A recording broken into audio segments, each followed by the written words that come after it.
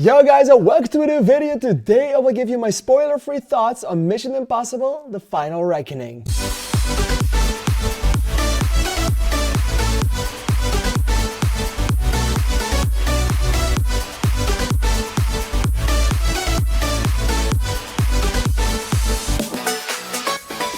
Alright, so today I will be talking about Mission Impossible: The Final Reckoning, the last movie in the Mission Impossible franchise, probably.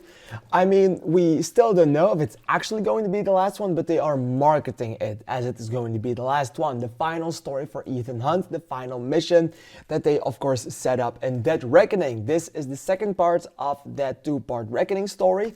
It's not called Dead Reckoning Part 2 anymore. We now have the Final Reckoning.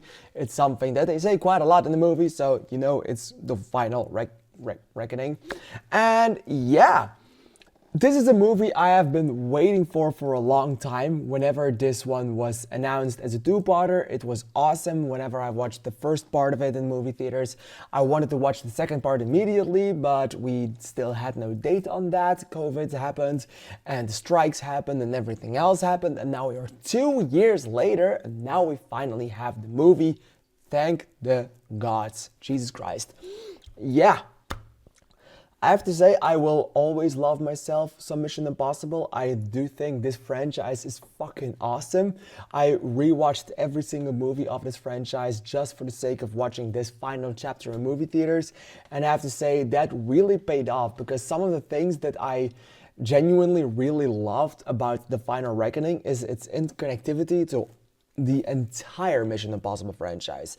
It has a lot of callbacks, a lot of flashbacks, a lot of moments from other movies that define the runtime of this one. Like, we see a lot of clips of those older movies.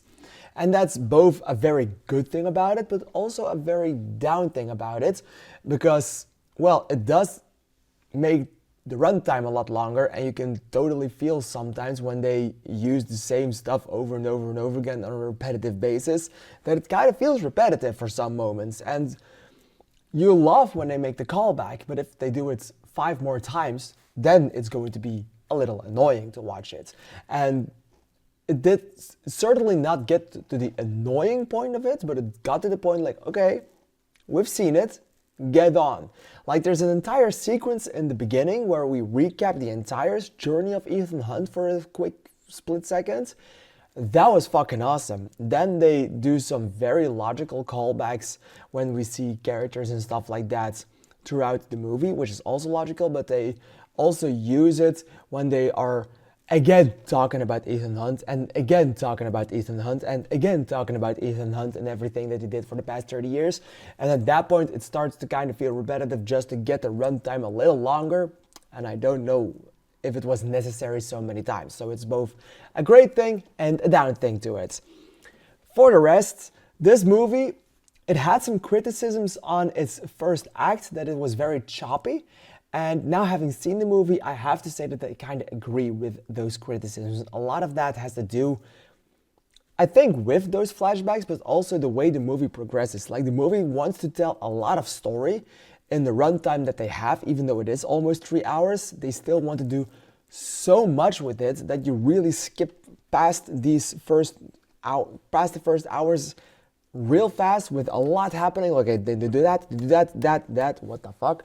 They do that, to get everything out of the way for the real epic stuff, which starts around halfway in the sea, just so to say. And it feels rushed. It definitely feels rushed. It feels choppy, like they didn't know what exactly to do with it. It had some very great scenes. It had some scenes that were like, yeah, okay, we'll get this over with. And some of the scenes that you just wanted to chew more on a little. I mean, there's one scene with someone locked up and Ethan Hunt talking to him.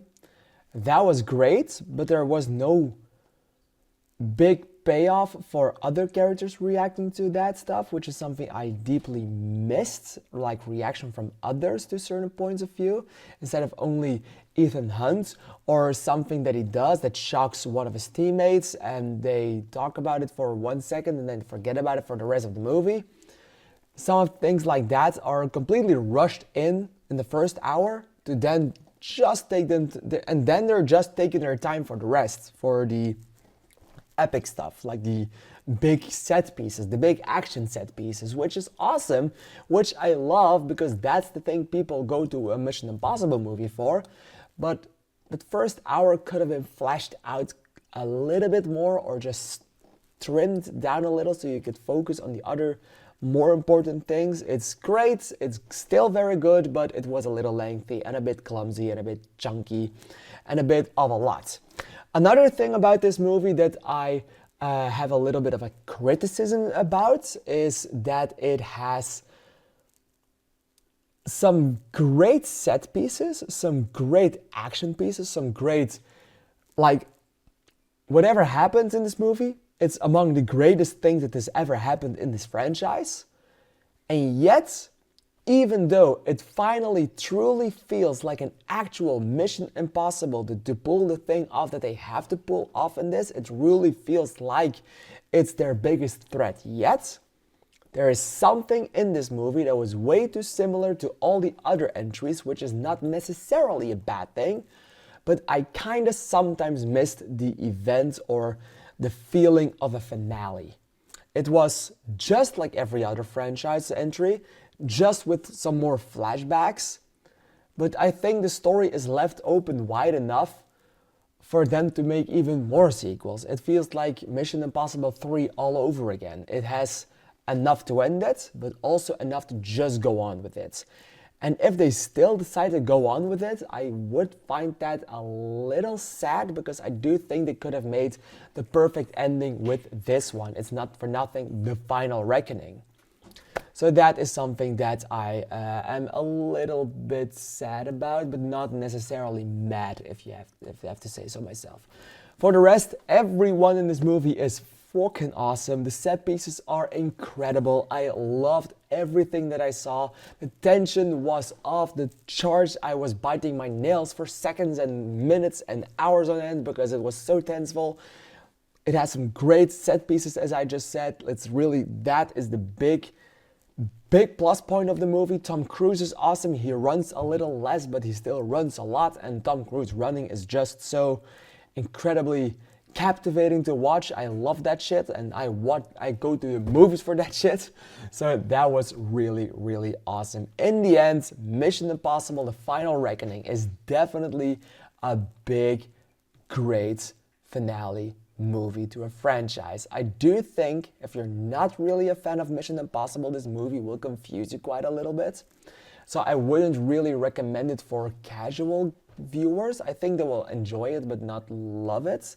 Like Mission Impossible fans are going to love it. Like, this movie is truly made like a finale for the fans of Mission Impossible to say goodbye to some characters, but also really doesn't really feel like a finale, so they will always come back for another sequel if they eventually make that one. In the end, I loved it. It's very awesome. I was on the edge of my seat. I had what I wanted from it. I had a satisfying conclusion, which had some criticisms, but wasn't.